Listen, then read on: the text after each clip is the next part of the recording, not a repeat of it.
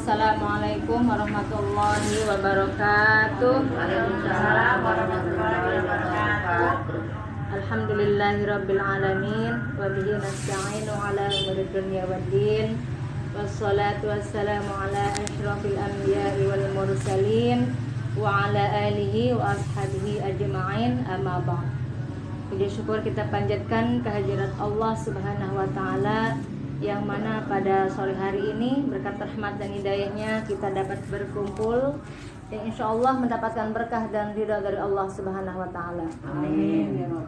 Salawat beserta salam semoga tetap tercurah limpahkan kepada baginda yang mulia, Habibina wa syafi'ina wa maulana Muhammad sallallahu alaihi wasallam, juga para keluarganya, para sahabatnya, dan kita selaku umatnya sampai akhir zaman. Amin ya rabbal alamin.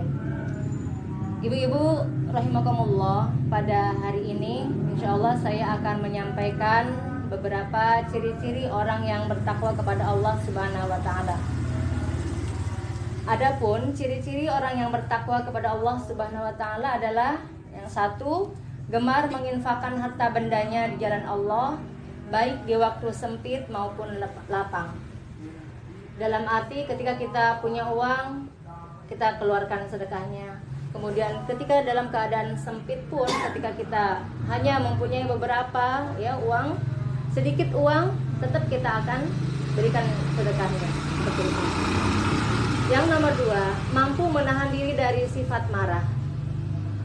Memang biasanya amarah ini sulit dikendalikan kecuali ketika kita ingin berbuat baik dan menjaga marah itu menjadi supaya lebih dingin supaya lebih dingin marah ini, bagaimana ada kiat-kiatnya yang apabila ketika marah itu akan terkendali marahan kita dengan berwudu ataupun dari keadaan berdiri kita boleh duduk sehingga amarah kita akan terkendali insyaallah. Kemudian yang ketiga, selalu memaafkan orang lain yang telah berbuat salah kepadanya atau tidak dipendam. Jadi dendam Jadi ketika orang berbuat salah kemudian kita balik berbuat salah kembali atau dendam. Atau kita ingin membalasnya, bagaimana kesalahan dia supaya terbalaskan Akhirnya sama-sama bersalah Ketika kita punya rasa dendam kemudian saling mendendam, akhirnya kita juga bersalah Bagaimana caranya supaya tidak pendendam? Maka berlapang dadalah, insyaallah semua permasalahan akan ada solusinya. Kemudian nomor 4, tatkala terjerumus pada perbuatan keji dan dosa ataupun menzalimi diri sendiri, ia segera ingat kepada Allah, lalu bertaubat dan beristighfar, memohon ampun kepadanya atas dosa yang telah dilakukan. Rasulullah saja ketika kesehariannya itu bertobat atau membaca istighfar sebanyak 70 kali.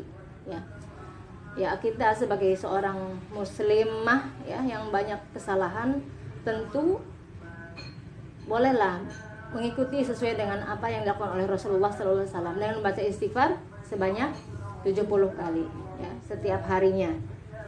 Dan setelah selesai melaksanakan sholat fardu dibaca 3 kali Setelah selesai melaksanakan sholat fardu baca 3 kali dengan baca ucapan astagfirullah, astagfirullah, astagfirullah.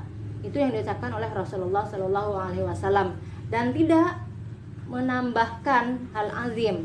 Jadi kita tidak usah membaca hal azim, cukup dengan istighfar, astagfirullah, astagfirullah, astagfirullah. Itu yang dilakukan oleh Rasulullah seperti itu.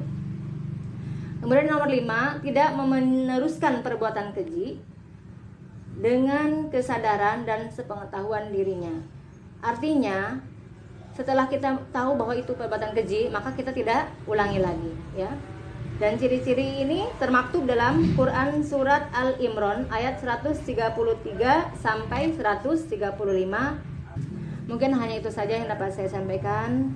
Terima kasih atas perhatiannya dan mohon maaf atas segala kekurangannya. Apabila ada yang mau ditanyakan silakan Ibu Saya tutup dengan wassalamualaikum warahmatullahi wabarakatuh.